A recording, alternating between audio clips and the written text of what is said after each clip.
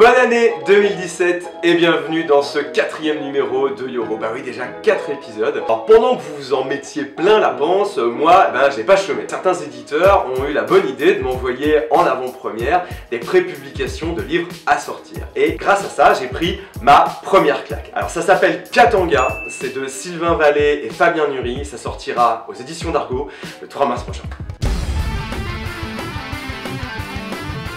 Alors Sylvain Vallée et Fabien Nury, on ne les présente plus. Ce sont les auteurs entre autres de ceci, qui n'est pas rien, à savoir Il était une fois en France, saga en 6 volumes sur la Seconde Guerre mondiale, qui revenait sur la vie de Joseph Joanovici, le fameux Monsieur Jo, qui était à la fois collaborateur, résistant et milliardaire.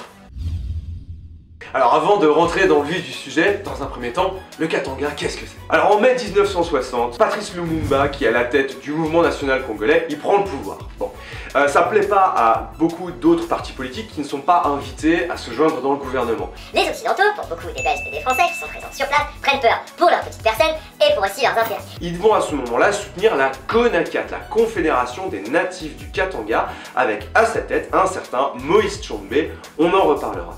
Le Katanga parvient à ses fins puisque le 11 juillet, il obtient son indépendance, soutenu, il est vrai, par l'Union minière du Haut-Katanga. Bon, il n'y a pas une minute à perdre pour Moïse Tshombe et son gouvernement. Ils doivent absolument au plus vite établir la sécurité dans le nouvel état du Katanga. Et pour faire tout ça, quoi de mieux que de faire appel à un prêtre de la mort implorant la guerre. Ouais, enfin bon, des techniciens, on les présente comme ça dans le bouquin, mais surtout des tarés de la gâchette pour beaucoup, ayant servi dans pas mal de conflits de par le monde, en Indochine, également pendant la Seconde Guerre mondiale. Bref, que des poètes. Alors le recrutement des dits techniciens est confié à un certain Armand Orsini. Il est peut-être corse, en fait on s'en fout. Surtout ce qui se passe, c'est que lui il doit rester prudent. Il y a beaucoup de casques bleus qui sont présents dans le pays à ce moment-là, donc forcément quand vous commencez à lire un truc comme ça se la peau. Ce qui est vraiment génial avec ce bouquin, bon là d'accord c'est une pâle copie, pour l'instant c'est pas la version définitive.